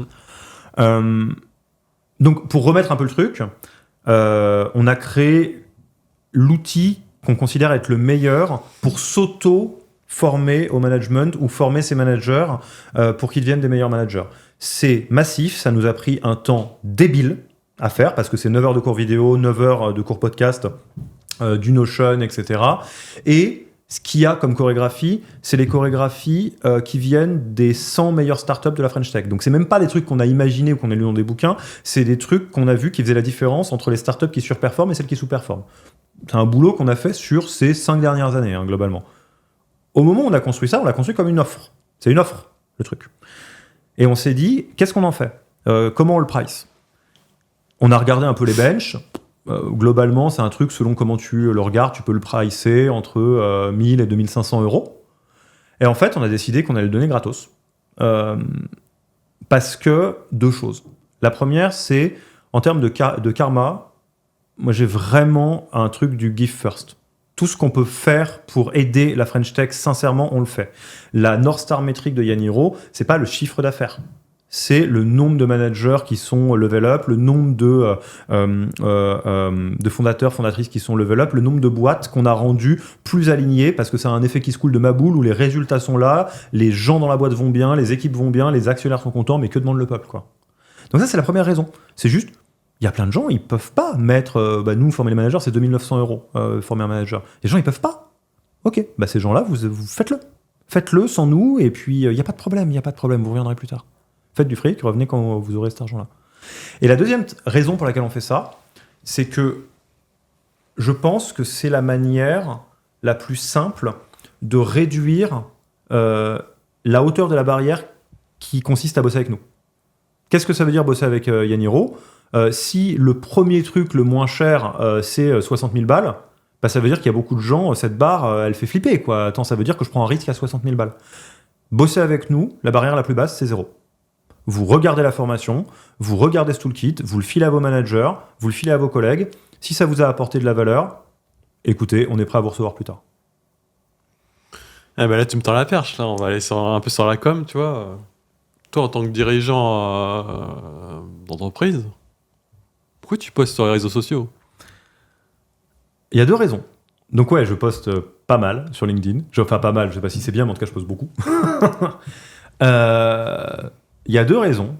La première raison, et là c'est très business, c'est qu'il y a une corrélation quasiment directe entre le nombre d'abonnés de qualité que j'ai sur LinkedIn et le nombre d'appels entrants de gens qui veulent bosser avec Yaniro. Je peux pas vous le faire plus simple que ça. C'est-à-dire, là, je sais pas, je dois avoir 12 000 abonnés. Si j'en avais 120 000, il y aurait 10 fois plus de leads. C'est à peu près sûr. Point. Et c'est du coup, en soi, une bonne raison de le faire. La deuxième raison, c'est que ça me sert à un niveau égoïste qui n'a rien à voir avec Yaniro. Ça me sert à 2 trucs. Ça me sert à documenter ce que j'apprends. Parce que, en fait, je me suis fixé une règle qui est honnêtement beaucoup plus dure à tenir que ce que je pensais, qui est de parler que de choses que je maîtrise ou que je connais. J'essaye de jamais faire du contenu qui est how to, mais je fais du contenu qui est how I ou how they. C'est-à-dire, soit je parle de quelque chose que j'ai testé, mis en place, ou observé, ou que je pense, soit je parle de choses que j'ai vues mettre en place. Typiquement, des managers de start-up, des DRH de start-up, des bonnes pratiques, des choses comme ça. C'est pour ça que le podcast The Human Factor, la technique, elle est simple, c'est que j'interviewe un ou une DRH de bêtes de start-up tous les mercredis, et on parle de ce qu'ils savent faire le mieux. L'onboarding, le recrutement, le machin, la politique de rémunération, que sais-je encore. Du coup, ça veut dire pas de trucs généraux. Pas de trucs que je pense que ça serait bien que... Et du coup, je me dis, ça me permet de documenter ce que j'apprends. Tous les lundis, je regarde dans mon agenda de la semaine dernière et je me dis, qu'est-ce que j'ai appris ? Qu'est-ce qui m'a interpellé ? Ah, mais en fait, je me suis rendu compte que sur tel concept que j'utilise encore et encore et encore, dans ce coaching, j'ai réussi à faire cliquer ce coaché avec cette métaphore. Ok, je vais utiliser cette métaphore, ça va peut-être cliquer sur d'autres gens. J'ai appris que, en fait, les gens qui passaient sur BFM Business, des fois, ils avaient payé 5 000 balles pour être sur BFM Business, parce que je me suis fait moi-même démarcher par quelqu'un. Ok, le monde doit savoir. De se dire que si vous voyez des gens qui sont sur BFM Business, ça veut pas forcément dire qu'ils ont réussi, ça veut dire qu'ils sont riches. Ça me rappelle un post que tu as fait, tu vois. Et là, c'est des petites choses. Et en fait, je documente tous ces trucs-là. Et le fait de me forcer à poster tous les jours, ça veut dire que j'utilise que du contenu que je mets dans ce brain dump où je me dis qu'est-ce que j'ai appris, qu'est-ce qui était utile, qu'est-ce qui me semble être intéressant, qu'est-ce que j'ai appris il y a pas longtemps. J'ai appris que les process de recrutement de certaines licornes sont nuls à chier. Parce que j'ai une pote DRH qui était en mercato entre 2 licornes et qui a été dans un track où elle a été interviewée par 3 licornes, donc c'est les top 30 des startups et scale-up. Et dans les 3, il y en avait 2 où les process étaient une honte. Il y en a une qui était très bien, qui l'a recrutée. Donc je vais certainement pas faire un post avec du name and shame. Je suis pas là pour dire telle boîte est vachement bien, telle boîte est pas bien. Mais je vais faire un post pour me dire je viens de découvrir que faut pas trop croire ce que vous voyez sur Madines, parce que des fois les trucs sont vachement plus artisanaux que ce qu'on croit. Et du coup, c'est un peu la raison égoïste pour laquelle je fais ça, pour essayer de me documenter, de me rappeler, d'ancrer ce que j'apprends semaine après semaine, et ça m'apprend à écrire aussi. LinkedIn. Ça m'apprend à... C'est Naval Ravikant qui m'avait interpellé là-dessus, donc qui est le gars derrière Angelist et globalement un philosophe business maintenant, on va appeler ça comme ça, au-delà d'être un actionnaire, qui disait Twitter m'a appris à écrire. Je comprends. Être obligé d'écrire dans un nombre réduit de lignes avec un nombre réduit de caractères où on doit être très impactant très vite parce que sinon les gens passent à autre chose, je trouve ça intéressant. C'est pas la seule manière d'écrire, mais ça met de l'ordre dans ses idées. Moi j'adore ce que tu dis là, hein, parce que les gens ils savent pas, mais c'est comme ça qu'on s'est rencontrés en fait. Ouais, tout à fait. Tu veux faire un peu les coulisses ? Ouais, vas-y. Hein. Est-ce qu'on n'en profiterait pas pour faire un petit SO ? Attends, après. Après ? On va expliquer. Bah, déjà, on s'est rencontrait parce qu'on a fait le bootcamp de Thibaut, lui. Ouais. Parce que moi, je voulais progresser en com. Tiens, je vais te dire les coulisses. En fait, j'ai un problème dans ma boîte. C'est qu'il y avait de la poétique, on a besoin d'être meilleur en com, on était nuls en com, vu que moi j'étais ancien dev et c'était pas notre truc, tu vois. Et donc, je me suis formé à la com avec Alex Viseo, que j'ai invité à mon premier podcast vidéo sur YouTube, pour qu'il m'apprenne justement à comment parler, comment mettre en avant les points forts de l'équipe et comment faire un peu du storytelling. Donc j'ai fait ça et ça a permis et du coup j'étais visible dans ma boîte et du coup pour mon équipe le budget, il n'y avait plus question de budget alors qu'à un moment donné on parlait de réduire l'équipe et tout. Donc ça c'est cool, tu vois. Big up, hein. Ouais. Et pour un introverti comme moi, tu vois, qui aime pas trop parler, qui aime pas trop se mettre en avant, tu vois, je trouvais que c'était vraiment fou. Enfin, c'est vraiment du progrès qui a en plus servi l'équipe, tu vois. Et comme je t'ai dit, moi je coach les gens et aussi je me fais coacher, tu vois. Bah, ma coach de l'époque, elle m'a dit, maintenant qu'en interne, en com et tout, t'as un peu progressé, maintenant, le next step pour toi, Christophe, c'est LinkedIn. J'ai fait, jamais de la vie, je vais là-bas, tu vois. Enfin, c'est compliqué, tu vois. Là, on parlait de start-up et tout. Enfin, moi, je suis, voilà. Ouais, la marche était haute, quoi. La marche était haute, tu vois. Donc, moi, je juge pas, tu vois. Enfin, je me suis dit, ok. Comme tu as dit, conversations difficiles. J'étais en PLS et j'étais en sueur, tu vois. Et après, je me suis dit, c'est vrai que j'aime bien écrire, j'aime bien partager. Comme tu as dit aussi, j'aime bien formaliser des idées et les partager parce que, comme disait Naval Ravikant, tu écris des choses pour des gens que tu n'as pas encore rencontrés, tu vois. Et moi, comme j'aime bien les voyages, ce que j'aime bien dans les voyages, au final, c'est rencontrer de nouvelles personnes, tu vois. Et je me suis dit, écrire sur LinkedIn ou sur un réseau social, ça me permettra en fait de rencontrer des gens de folie, tu vois. Et donc c'est pour ça que j'ai fait la formation de Thibaut. Et justement pour être meilleur sur LinkedIn, mais pas que LinkedIn, parce que au final sa formation, il nous a dit dépendez pas que d'un seul réseau social, parce que vous êtes seulement en location, donc si jamais le réseau ou l'algo il change, vous êtes foutu. Donc multipliez les médias, en fait, créez votre propre média, tu vois. Donc c'est pour ça que j'ai créé ce podcast, et c'est pour ça que maintenant je suis sur YouTube. Je sais pas ce que je fais, mais je continue. et c'est pour ça, voilà, pourquoi j'ai fait la formation de Thibaut, et du coup je t'ai rencontré. Ouais. Mais du coup, toi, pourquoi tu l'as fait cette formation-là, tu vois ? C'est hyper simple et c'est hyper connecté à tout ce qu'on s'est dit avant. J'avais constaté que LinkedIn c'était utile pour Yaniro. Donc l'acquisition de clients de Yaniro est 100% organique. C'est-à-dire, vous ne trouverez jamais un mail de Yaniro ou un message LinkedIn de Yaniro qui vient vous démarcher à la sauvage en base de « tiens, forme tes managers et tout. » Les DRH sont déjà sous l'eau, on fait pas ça. On apporte de la valeur gratuite, que ce soit le toolkit, management, LinkedIn, les podcasts, etc. Et quand les gens ont besoin de nous, ils nous appellent.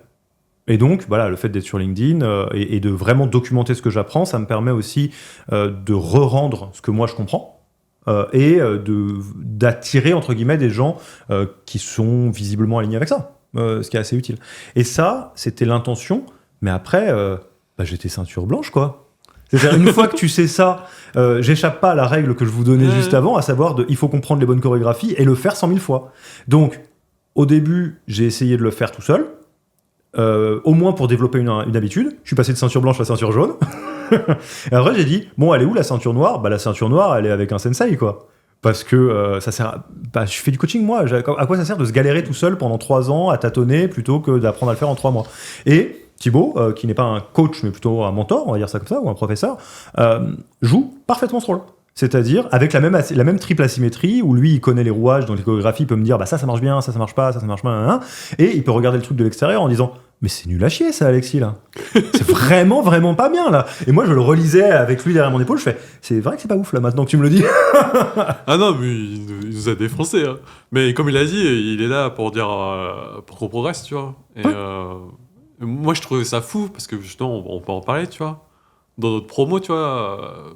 Bah, tu vois, on a eu les filles de Dijon là qui font c'est stellar ce qu'elles font. Non, mais, moi je mets ça en commentaire LinkedIn des fois pour faire rigoler les gens, tu vois. Je dis bah, moi j'étais dans la même classe que Anouk et Elisa, tu vois, parce que je trouve ça fou, tu vois.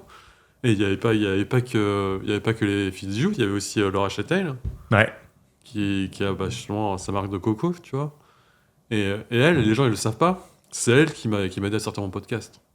Tu vois, elle est dans le marché de la food, tu vois. Enfin, moi, je suis dans la tech. Ça n'a rien à voir, tu vois. Mais le fait d'avoir justement fait cette formation, ce bootcamp ensemble, on a créé des liens parce que je pense qu'on a les mêmes valeurs et on est aussi des gens déterminés, tu vois. Parce qu'on s'est pris des claques dans la gueule. Oui, ce que j'ai dit, on a été nuls ensemble aussi, ça aide, ça. Ouais, bon, il y a eu ça aussi, mais tu vois, on a des projets entrepreneuriaux, je pense, parce qu'on aime bien prendre des risques. Et je pense que dans la vie, on s'est pris des claques dans la gueule, tu vois. Oui. Et du coup, on n'a plus le temps maintenant. On n'a plus le temps, on se lance, on y va, tu vois. Et avec Laura, on a matché, tu vois. Et elle, comme elle m'a dit, bah alors ton podcast, on était en mois de février, elle m'a dit, ton podcast, il avance et tout. Je dis, non, mais là, la jaquette, je l'ai fait sur Canva, c'est pas terrible et tout, c'est pas très joli et tout. Ok. 2 semaines après, elle revient, elle me dit alors, t'en es où? C'est bon la jaquette? Ouais, mais maintenant, le montage, j'ai passé 4 heures, alors que l'interview, elle a duré 1 demi-heure, j'ai passé 4 heures et tout. Elle m'a engueulé. Elle m'a engueulé direct, elle m'a dit non, mais Christophe, en fait, là, c'est bon. Ta zone de génie, tu vois, c'est de faire les interviews, d'aller chercher les gens, tu vois, les mettre à l'aise, leur faire sortir un peu les dingueries, tu vois, les trucs qui ont de la valeur pour les gens, tu vois. Tout ce qui est la couverture, Canva ou le montage. Oui, c'est pas ton job. Tu délègues. Et direct, ça m'a fait. Mais ça, Thibaut, il me l'avait déjà dit en fait, mais j'avais pas tilté, tu vois. Mais comme ça vient de Laura, tu vois, ça reste, c'est imprégné dans la tête maintenant. Et du coup, au bout de 3 semaines, tu vois, je l'ai sorti direct. Bah, tu m'étonnes.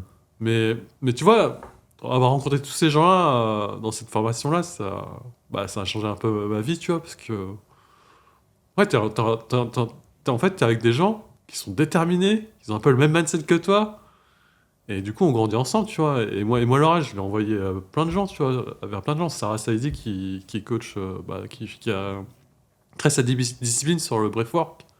Tu vois, ils ont matché ensemble et c'est super cool, tu vois. Marina Lemaire, qui avait fondé Archie, moi je lui dis, je pense que Laura, tu vois, vous pouvez matcher. Et, tu vois, ils se sont vus, tu vois, ils se sont dit, ah ouais, trop cool, tu vois. Enfin, ils avaient les mêmes valeurs, ils avaient, pareil, à l'époque, ils avaient la même boîte dans la foot, tu vois. Et je trouvais ça fou, tu vois. Et, tu vois, on s'entraîne en fait. On s'entraîne même 1 an après, tu vois. On n'est pas forcément potes, tu vois, mais par contre, on s'envoie des nouvelles, on s'aide, on s'envoie des gens. Ah, moi je connais quelqu'un qui peut t'aider sur ce truc-là. Moi j'ai une problématique sur ça. Hop, et je trouve ça génial, tu vois. Et le fait d'avoir créé sur Internet, ça t'ouvre des portes en fait, tu vois. Enfin, moi je pense, toi, tu vois, par exemple, mais je pense qu'il n'y a même pas à moi, tu vois. Je pensais même pas que tu allais venir dans mon podcast, tu vois. Enfin, mais ça, alors, ça vous le savez pas. Le petit secret que vous savez pas, je peux vous le dire et c'est sincère. ouais. C'est que Christophe est méga fort. Je sais pas à quel point c'est conscient ou pas. Tu me diras, hein, je suis curieux d'avoir les coulisses. Christophe est méga fort pour l'intelligence relationnelle et la good vibe et tout ce qui tourne autour du karma. C'est-à-dire que je pense que n'importe qui, dans la promo qu'on a vécue dans le bootcamp de Thibaut, mais je pense que c'est valable dans ta vie en général, je pense que tout le monde a eu du soutien, de la bonne vibe de Christophe, et ça ne ressemblait jamais à je vais te demander un truc plus tard. C'est-à-dire que Christophe m'a envoyé des news, on s'est envoyé des news, on s'est raconté, on s'est dit tiens, Attack on Titan, t'as vu la fin, qu'est-ce que t'en as pensé et tout. Ah tiens, les Dark Souls c'est chambé, etc. On papote, on discute et tout. Et un beau jour, il me dit tiens, le podcast, ça te dirait de venir et tout. Je dis je l'ai vu, ouais, il est chambé, grave, ça me ferait trop plaisir. Mais ça me ferait trop plaisir parce que ça me fait trop plaisir de parler avec Christophe. Et ça, je trouve que c'est une approche de malade, de se dire bah, je vais pas me mettre comme un bœuf en disant qu'est-ce que je peux avoir de l'autre, mais je peux juste être dans la relation et puis on verra plus tard, quoi. Bah, en fait, c'est pour ça que j'aime bien mon nouveau métier de Scrum Master, en fait. Mais tu m'étonnes. C'est que, en fait, je connecte les gens, en fait. Je connecte les gens, mais pas que les gens de l'équipe. Je connecte aussi avec les autres personnes externes, que ce soit le client et les autres équipes tech, tu vois. Et bah, rien de mieux pour connecter les gens que de boire un verre ou de connaître un peu leurs intérêts perso, en fait. C'est ça, en fait.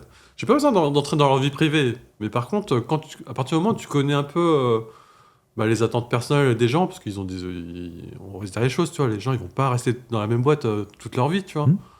Moi, en tant que Scrum Master, je suis aussi là aussi pour faire grandir leur carrière, en fait. Parce que c'est la chose bien à faire, en fait.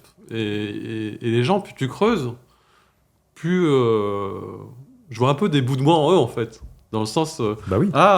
ils se questionnent avec ce genre de choses et tout. Moi, j'ai déjà vécu, en fait. Donc, la meilleure manière, tu vois, c'est pas de leur dire comment faire. Par contre, je peux les encourager ou leur dire... tu peux peut-être faire ça, tu vois. Enfin, tu peux tester, en fait. Tu vois, et ben, toutes les personnes que justement qu'on a rencontrées, tu vois, bah, je vais le dire, tu vois. Enfin, quand je vous vois réussir ou quand je vous vois péter, enfin, quand je vous vois heureux, mais ça me donne trop d'énergie, en fait, tu vois. Et ça me fait trop plaisir, tu vois. Et c'est pas que, ouais, aujourd'hui j'ai fait tant de séries et tout. Non, c'est, mon post LinkedIn, je suis content de l'avoir écrit. En plus, tu l'as relu, Christophe, et tout. Et c'est Grave. cool, tu vois. Et en plus, ça a juste généré des likes ou d'interactions, tu vois. Ça n'a pas fait gagner d'argent. C'est, même en termes d'ego, tu vois, ça n'a pas fait un post viral. Par contre, moi, j'étais content de les encourager parce que c'est des sujets qui sont un peu vulnérables. Et je me suis dit, mais il faut que t'en parles, tu vois, ça va parler à trop de gens, tu vois, et c'est cool, tu vois, de partager. T'as une. Ça va être un peu. Je sais pas si c'est mystique ou neuneux, mais en tout cas, j'assume à 200%. T'as une maxime de vie que j'ai entendue dans un spectacle de stand-up de Pat Oswalt, je crois, Annihilation. Je sais pas si ça te dit quelque chose. Non, je connais pas. Le fil rouge du spectacle, qui est très particulier, qui est drôle, hein, c'est que c'est un comédien américain dont la femme a été emportée par une maladie grave. Donc Ok. il se retrouve veuf à 40 et quelques années, et donc Annihilation, c'est atroce en fait. Et la maxime de vie de sa femme, bien avant qu'elle soit malade, qui lui a partagé, qui résonne, moi je trouve qu'elle est simple mais bien, c'était un truc du genre, je l'ai en anglais je crois, mais en français ça donnerait quelque chose du genre: le monde est chaotique, la vie est chaotique, alors soyez sympas les uns avec les autres. Ouais. Et c'est con, mais je suis d'accord. Moi, je suis d'accord. Oui, on peut faire le business, le machin, on fait ça pour obtenir ça. Qu'est-ce que je peux obtenir de mon équipe? Qu'est-ce que je peux obtenir pour que un tel soit plus performant et tout? Oui, ok, mais ça, c'est de toute façon. Benoît Dubos dirait le boulot de plein de gens, c'est une garderie pour adultes, hein. C'est des hobbies pour lesquels on est payé, donc faut pas le prendre trop au sérieux non plus. Et derrière tout ça, le monde est bordélique, soyez sympas, quoi. Soyons sympas les uns avec les autres. Et moi, voilà, un gars comme Christophe qui me fait gars, ça a marché ton affaire, je suis trop content. Et, bah, pareil. Voilà, pas mieux. Je sais pas si c'est neuneux ou pas, tu me diras, hein, mais. Moi, je t'ai dit, hein, pour pas aller plus loin, hein, moi, quand tu es pris des claques dans la gueule, enfin, t'as pas envie d'en donner, en fait. Enfin, Pas mieux. tu sais, regarde, si tu veux, on peut aller, on peut faire le divan et la psychanalyse, tu vois. Toi, j'ai fait le tour du monde, tu vois. J'ai fait le tour du monde, les gens ils ont dit putain Christophe, déjà il est fou, il a passé 1 an à voyager et tout, enfin c'est fou, il a quitté son boulot pour faire ça et tout. C'est bien, tu vois, enfin c'est le rêve bah, c'était mon rêve, tu vois, et c'était aussi un rêve de beaucoup de gens, tu vois. Et les gens ils le savent pas, mais ça s'est très mal terminé, tu vois. Enfin, j'ai eu un accident de scooter, tu vois. Je vais pas faire de dessin, tu vois. Enfin, quand t'es en chaise roulante, Ouais. la vie, elle est pas cool, tu vois. Non. Et bah, je pense que, tu vois, j'étais quand même dans l'empathie et pour les autres, toujours être là, présent pour les autres. Tu vois, je pense que ça a toujours été en moi. Il y a pas de souci. D'ailleurs, merci maman. mais tu vois, tout ça pour dire, en fait, quand t'as mis une fois le nez dans le caca, enfin, c'est bon, hein. Primo, bah, t'as plus le temps. T'as plus le temps pour des disputes ou des conversations qui mènent à rien. Et deuxièmement, tu vois, bah non, t'as un peu une seconde chance, tu vois.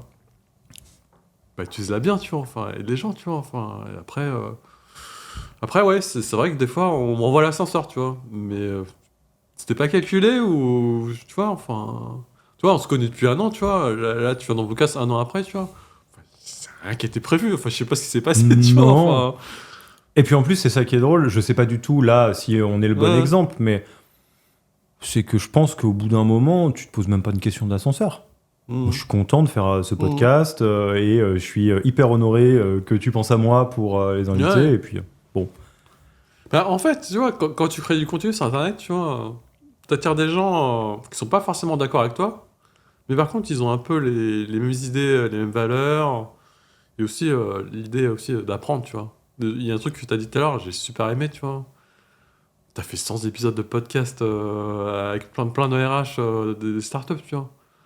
Mais comme tu l'as dit, en fait, t'apprends trop. T'as De appris fou. trop de choses. De T'apprends trop malade. de choses, tu vois. Et moi, quand je crée mon podcast, tu vois, moi, quand j'invite des gens, déjà, il faut que ça fitte et que je peux, comme je t'ai dit, faut que je puisse prendre un café ou aller au restaurant avec eux et discuter pendant 4 heures sans m'ennuyer. Mais j'apprends de fou, tu vois. Enfin, et mon podcast, tu vois, j'invite des RH, j'invite des managers et j'invite même des gens qui ont rien à voir, tu vois. Tu sais, j'ai invité un gars, tu vois. Il a été champion de France de football américain Allez. avec à Orléans, tu vois. Et moi, je l'ai invité, tu vois. Les gens, ils me disent, mais putain, t'as un podcast sur l'agilité, qu'est-ce que tu fous, tu vois? Je dis, non, mais je crois que t'as pas compris. Enfin, le gars, il a été champion de France avec Orléans, tu vois. Et football américain, tu vois, les équipes, tu vois, c'est pas comme le basket ou le football. Il y a 50 personnes à gérer. Comment tu peux être 50%, enfin, comment tu peux être champion avec 50% à gérer, avec tous les égos qui partent en couille, avec l'adrénaline du match, la déception et tout. Enfin, je trouvais ça fou, tu vois. Et quand je l'ai invité, il a parlé de ça, je fais ah ouais. Mais ouais, t'apprends en fait. Et je pense, tu vois, c'est genre t'as d'esprit, tu vois. En fait, j'ai pas envie d'être jeune, tu vois, mais être mort dans le tombeau, dans le sens où bah, j'apprends plus rien en fait, tu vois. Ouais. C'est Amen. c'est radin de dire ça, tu vois. Peut-être que ma métaphore elle est pas bonne, mais je vois trop de gens, tu vois, ils sont résignés en fait, tu vois. Ils sont résignés et ils se rendent pas compte, tu vois, qu'ils ont des talents ou des zones de génie, tu vois. Mais ils sont résignés parce que, voilà, ce soit le travail ou les aléas de la vie, tu vois. Ils ont abonnés d'apprendre ou de se mettre un peu en danger, justement, pour voir, ah, là, je parlais de voyage ou là, tu parlais d'entrepreneuriat. Ah, je connais pas, mais par contre, je teste, tu vois, et... Mais, et ça, tu vois, c'est un point qui est intéressant. Si, en tout cas, il résonne. Je pense. J'ai une manière de. Enfin, je sais pas, un modèle mental de voir le monde qui me plaît bien et que je trouve utile, qui est de dire je pense qu'un des objectifs de vie qui vaut la peine d'être suivi, ou une bonne manière de vivre sa vie qui est satisfaisante et qui nous permet de nous développer, c'est de comprendre quelle race de chien tu es et d'embrasser la vie de ce kleps. Je m'explique. Si tu as un chien qui est un chien de traîneau, un husky, bah, toi, tu es propriétaire d'un husky, tu sais que dans la notice du bestiau, tu dois le faire courir 30 bornes par jour parce que sinon il pète un plomb. À aucun moment tu te dis, mais courir après quoi? Pourquoi faire? Quel est le sens? Tu te dis, bah non, c'est les chiens comme ça. Si tu as un chien de meute, qui vit en meute, tu sais que si tu le laisses tout seul, s'il pouvait se jeter par la fenêtre, il le ferait de désespoir. Parce que c'est foutu comme ça, ces chiens. Si tu as un chien qui est un chien de canapé, qui glande rien de rien, jour après jour, etc., bah tu vas pas l'amener avec toi quand tu fais du vélo. Pourquoi on fait pas ça avec nous? Non mais c'est con. Tu vois, Ouais. tu comprends quelle race de chien t'es, et je suis d'accord avec toi. Tu vois, typiquement, le côté de pourquoi ne pas apprendre, c'est dommage. C'est encore plus dommage si vous êtes juste en train de vous faner dans une vie qui ne vous convient pas. Moi, si vous êtes un chien qui adore profiter de l'instant présent et qui n'a pas particulièrement besoin de progresser ou quoi que ce soit, mais paix sur vous. Je serai jamais un espèce de hustler qui dit tout le monde doit être stakhanoviste, tout le monde doit se dépasser, etc. La croissance, ça fait partie de ce dont les êtres humains ont besoin et tout. Non. Moi, je connais des gens, ils sont très heureux si on les met 5 heures sur une pelouse. Hein. À rien foutre. Mais par contre, effectivement, si vous faites partie des gens qui vous disent, qui est en train de vous dire « Oh là là, j'adorerais avoir ça » et que vous faites rien pour aller chercher ça, j'ai envie de dire « Bah, c'est dommage. » C'est grave dommage. Typiquement, on parle des voyages, une phrase, et je suis sincère, je suis désolé si ça sonne déplacé ou quoi que ce soit, j'espère que non, mais un truc que je comprends pas, c'est des gens qui sont dans des conditions qui sont suffisamment bonnes, je sais pas, ils ont un salaire qui est confortable, etc., et qui me disent « Ah, mon rêve, c'est d'aller au Vietnam. » Bah, va au Vietnam. Je sais pas quoi te dire. Qu'est-ce qui t'empêche? Ah là là, j'adorerais monter ma boîte et tout. Ok, mais qu'est-ce qui t'empêche de le faire? Non, mais c'est pas pour moi, ça. Bah regarde combien ça coûte, combien t'as d'argent en banque, Pôle emploi, machin, enfin fais un truc, quoi. Mais tu vois, ça revient à ce qu'on dit depuis tout à l'heure, en fait. Ces personnes-là, tu vois, il n'y a pas de souci. Hein. Ils peuvent le faire et ils ont largement les capacités. Hein. C'est l'entourage, en fait. Ouais, non mais ça t'as raison. Peut-être qu'ils n'ont pas de personnes qui les challenge et qui leur disent mais tu me fais chier là, je toujours me dire que t'as envie d'investir, mais vas-y putain. Tu vois, ce que je disais avec Laura avec mon podcast, tu vois, mais stop quoi, go. Peut-être, tu vois, c'est super important, tu vois, d'avoir des gens qui te challenge et go quoi. 100%. J'ai 3 exemples qui vont te faire rire là-dessus, mais c'est des trucs auxquels je pense tout le temps, Christophe, si tu savais. J'ai un super pouvoir que j'ai acquis dans le boulot. J'en ai quelques-uns, on peut dire des zones de génie. Et j'ai un super pouvoir qui a, je crois, en tout cas d'après leur dire, vraiment impressionné mes cofondateurs au début.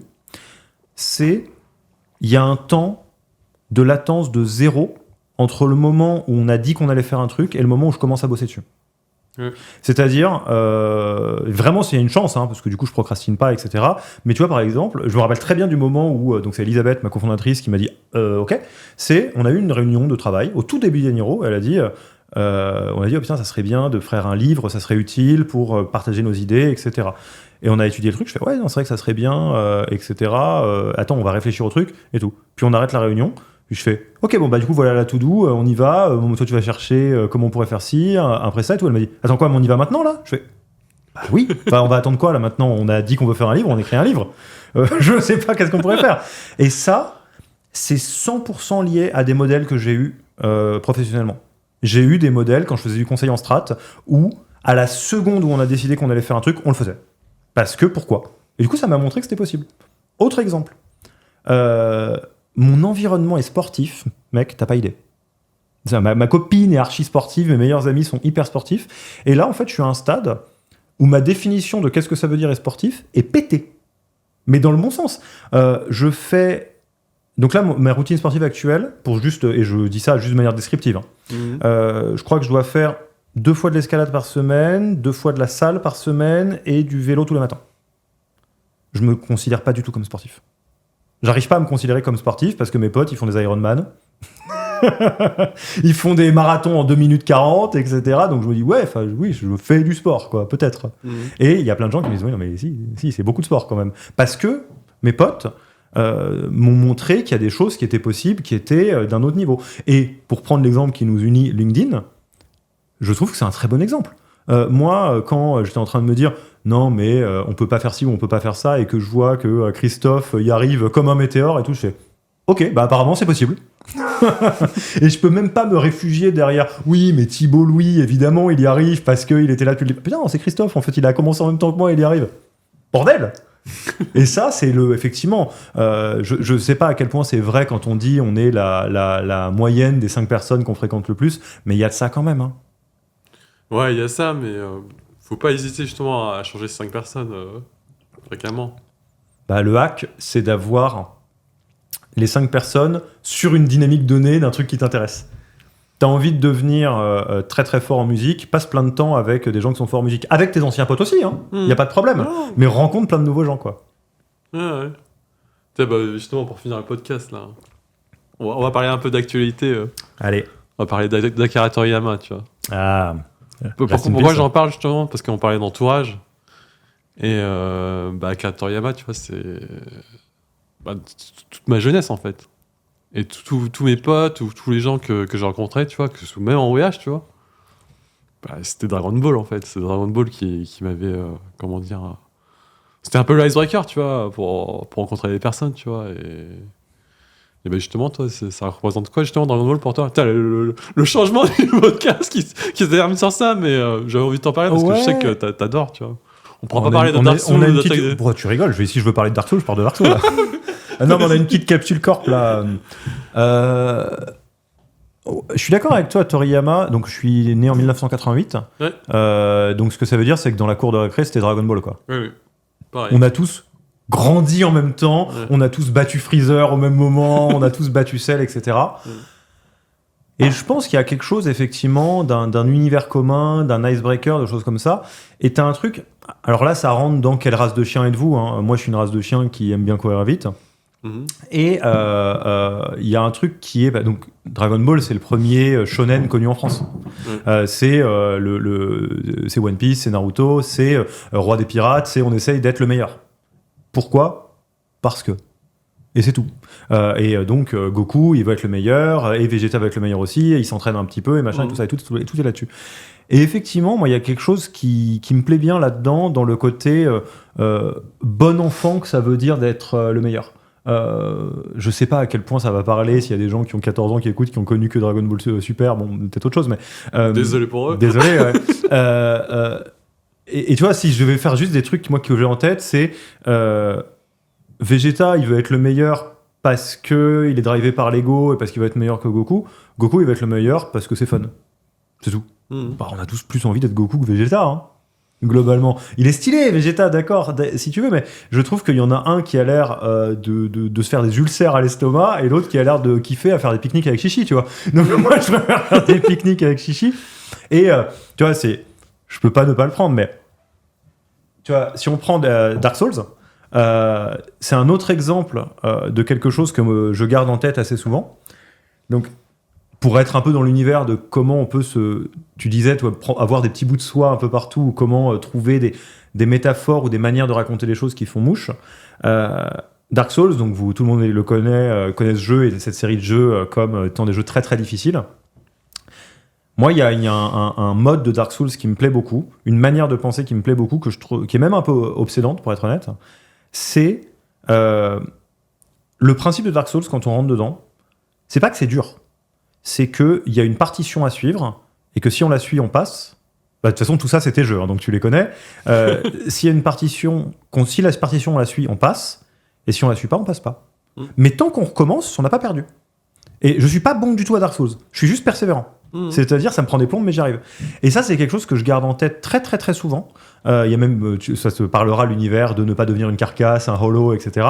Mais c'est que sur un truc qui me plaît ou qui m'intéresse, et on parlait de LinkedIn, on parlait de faire grandir son équipe, on parlait de grandir soi-même, on parlait de s'ouvrir dans les voyages. J'aime beaucoup la mécanique Dark Souls, qui est de se dire, ça peut être très, très, très, très, très, très long de passer.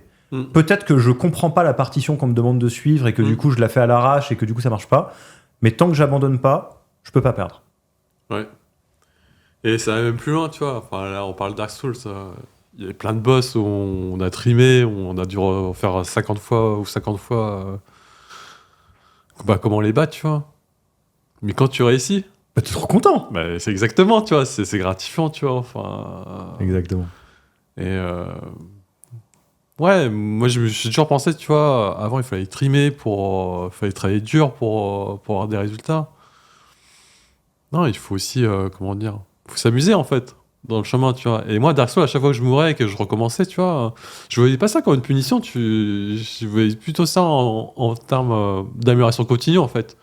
Ok, bah là j'ai duré 2 minutes, tu vois, et je vais essayer de durer 2 minutes 30, tu vois. Et là, il y a le dragon qui m'attend au bout du pont, tu vois. Bah, peut-être que si j'arrive à tourner à droite, peut-être qu'il y a un truc à droite et j'y arriverai, tu vois. Puis, combien de fois, tu sais, c'est dans un Soul 3, le dragon, j'essaie d'y aller. Très bien. Mais tu vois, c'était stupide de penser que tu pouvais passer et tout, mais j'ai quand même tenté, tu vois, c'est pas grave, tu vois.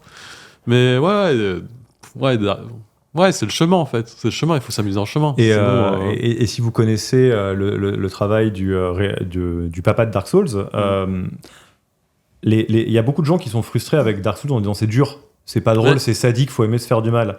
Et en fait, ce que le papa de Dark Souls avait en tête, c'était ce qui l'intéresse, c'était que ça soit épique, que ce soit une grande saga, une grande épopée. Et pour que ce soit épique, faut que le sentiment d'accomplissement soit là. Ouais. Et pour que le sentiment d'accomplissement soit là, faut qu'il y ait une résistance quelque part. Et ça, c'est quelque chose aussi que je garde en tête. C'est de me dire, si c'est, entre guillemets, trop facile, comme Goku, on va essayer de trouver un truc un peu rigolo qui résiste. Et ça, c'est une manière que je trouve très utile. On peut même reboucler avec le coaching. C'est une manière très utile et très saine de voir la difficulté. Il y a des CEO qui pètent un plomb quand ils montent une startup, une scale-up en se disant c'est trop dur. Je dis le problème c'est que c'est ça le job. Ça va être toujours dur. Quand tu vas monter de niveau, ça va pas être plus facile. Ça va être dur, pas pareil. C'est tout. C'est comme quand ma copine m'entend jouer à Dark Souls et qu'elle me dit, elle m'entend râler en me disant putain mais j'arrive pas à ce boss. Elle me dit mais pourquoi tu râles? De toute façon quand tu vas le passer, tu vas juste tomber sur un boss plus dur. Oui, c'est vrai, etc. Et c'est un peu pareil. C'est soit on considère que ce qu'on fait est trop dur et que c'est frustrant et on a envie d'éteindre la console et on n'aime pas jouer à Dark Souls, soit on se dit si c'était pas dur, ça serait pas drôle. Non, mais il y a ça, tu vois. Mais il y a aussi, tu peux même te faire aider, tu vois, dans Dark Souls, tu vois. Et dans Dark Souls, tu peux te faire aider, effectivement. Tu joues en ligne, mais après, les gens ils savent pas, tu vois. Mais moi, je l'ai su plus tard, tu vois. En fait, quand tu demandais de l'aide en ligne d'un pote qui venait de se rejoindre, je savais pas que la barre de vie de l'ennemi, tu vois, elle grandissait et que la difficulté grandissait aussi. Au final, c'était plus dur, en fait. C'était juste autre chose. Ouais, mais c'était plus dur, en fait. Mais, tu vois, le fait de l'abattre à deux, tu vois. Ouais, regarde, on parle d'Elden Ring, là. Millénial, là. Enfin, j'ai fait plusieurs parties où t'es à 3 dessus, là. Ouais, j'ai dû la battre que 2 fois, tu vois. Enfin, alors qu'on était 3, tu vois. Alors c'est que dur. Tout seul, j'ai réussi à la battre 4 fois, tu vois, parce que c'était plus facile. Mais ouais, quand on l'avait abattu à plusieurs, laisse tomber, j'ai fait le tour du pâté de maison. Si vous écoutez ce podcast et que vous le regardez en vidéo et que vous avez hâte du DLC d'Elden Ring, mettez DLC en commentaire. C'est bon pour les coms. Si, on le saura. Putain, on est parti sur Dragon Ball, je sais pas pourquoi t'as parlé de... Mais c'est tous les trucs de FromSoft, là, évidemment. Bon, Alexis, on arrive à la fin. Je sais pas si t'as une dernière question. Tiens, voilà. Est-ce que t'avais une question que j'ai oublié de te poser ou que t'avais envie de me poser pour finir? Ah tiens, c'est une question de coach, une question méta. Ouais. Tu disais que tu aimais apprendre de ce podcast et qu'il y avait une petite partie bonbon personnel. Ouais. Qu'est-ce que tu penses que je pourrais t'apprendre dont on n'a pas parlé? Ou qui te rendrait curieux? Pas forcément apprentissage sensei, hein, mais qui pourrait assouvir ta curiosité. Bah déjà, t'as monté une boîte. Ouais. Moi, je sais pas comment on fait, tu vois. Ouais. Donc ça c'est intéressant. On pourra en parler plus tard, mais... On fera un épisode 2. Mais ouais, ça c'est super intéressant, tu vois. Enfin, ton parcours... En plus, je sens qu'on a un peu les mêmes valeurs, tu vois, sur les choses qui t'intéressent, c'est les gens, tu vois. On a galéré sur Malenia. Mais ouais, il y a tout ça, mais il y a plein de choses, en fait. Enfin, il y a ça, tu vois. Comment tu crées une entreprise, parce que on va se dire les choses, tu vois. L'entrepreneuriat, même si j'ai pas encore testé, tu vois, c'est une traversée du désert, tu vois. Enfin, on dit, il n'y a pas que des... c'est pas que LinkedIn, tu vois, où on s'affiche, on est content et tout. On dit, il y a des moments difficiles, tu vois. Et je me dis, ça peut être comme être un jeu Dark Souls, tu vois, ça peut être intéressant. Bah, grave. Du coup, je fais juste un opening pour un futur épisode ou pour une discussion qu'on aura hors micro. De ma modeste expérience de monter une boîte, s'il y a quelque chose que je sais maintenant que le Alexis de 2017 sait pas et trouille, a vraiment très peur, c'est qu'en réalité, monter une boîte, de mon expérience, c'est ni facile ni pas facile, c'est pas la question. C'est que c'est un truc qui s'apprend comme t'apprendrais à jouer à Dark Souls, comme t'apprendrais à faire du LinkedIn, comme t'apprendrais à jouer du violon ou que t'apprendrais le portugais. C'est... Si tu essayes de le faire à l'arrache ou à l'impro en te disant où est-ce que je vais trouver mes clients, peut-être dans la rue, peut-être dans les trucs sur LinkedIn, peut-être sur TikTok, ça a l'air bien TikTok et tout, tu vas te vautrer, comme dans Dark Souls. Si tu te dis, bon, alors, comme dans Dark Souls, apparemment, ce mec-là, il a des fenêtres de tir, et là, tu peux taper, là, tu peux pas taper, là, tu peux soigner les tubes machin, et que tu essayes d'apprendre, là, ça se passe très bien. Ok, c'est noté. Rendez-vous pris pour la suite. Bah ça marche, Alexis, je te remercie. Si on veut discuter avec toi, travailler avec toi, où est-ce qu'on peut te retrouver Ouais, alors, si vous voulez travailler avec Yaniro pour 0€, vous regardez le lien dans la description pour découvrir notre toolkit management. Donc c'est gratuit, il n'y a aucun problème, on vous demandera rien, on ne traque même pas. Vous n'aurez même pas à laisser votre mail ou un truc comme ça. On ne traque pas les clics. kiffez. Voilà, c'est gratos.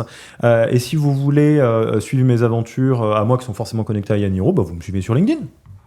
Ça marche. Et ton podcast aussi, hein. Et mon podcast, mais oui, mais si vous me suivez sur LinkedIn, vous verrez que je vais parler du podcast. Ton podcast, c'est dur. Ouais. Comment il s'appelle déjà ton podcast? Il s'appelle The Human Factor. Ouais. Et si vous tapez Yaniro sur Spotify ou Apple Podcast, vous le trouverez. Et globalement, la logique elle est hyper simple. Je rencontre les RH des meilleures startups et on parle de sujets hyper précis. Comment on fait pour faire la semaine de 4 jours. Et à quoi ça sert et comment ça marche, parce que chez Welcome to the Jungle ils l'ont fait.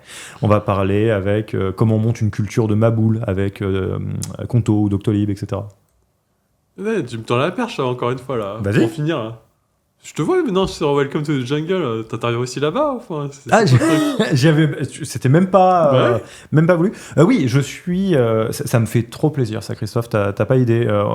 Et on parle des trucs qui me remplissent de joie, ça s'en fait partie. Tu peux rappeler c'est quoi Welcome to the Oui, bien Jungle sûr. pour ceux qui connaissent pas. Welcome to the Jungle, ça a été connu initialement comme étant la plateforme, le job board des métiers un peu cool, un peu start-up, etc. Donc en fait, vous êtes une boîte, vous recrutez, vous mettez vos annonces sur Welcome to the Jungle. Les pages, elles sont jolies. Il y a des petites interviews vidéo des fondateurs, des RH, des collègues. C'est trop cool, ça existe depuis longtemps, ça marche bien. Ils sont devenus un média assez vite, où en fait ils ont partagé énormément de contenu sur la RH, le monde du travail, des choses comme ça.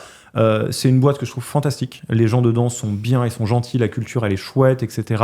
Et ils ont je ne sais même pas comment on pourrait appeler ça, une équipe qui s'appelle le Lab Welcome to the Jungle, dans lequel il y a 20 personnes qui sont considérées comme des expertes et des experts de leur sujet, sur les sujets monde du travail.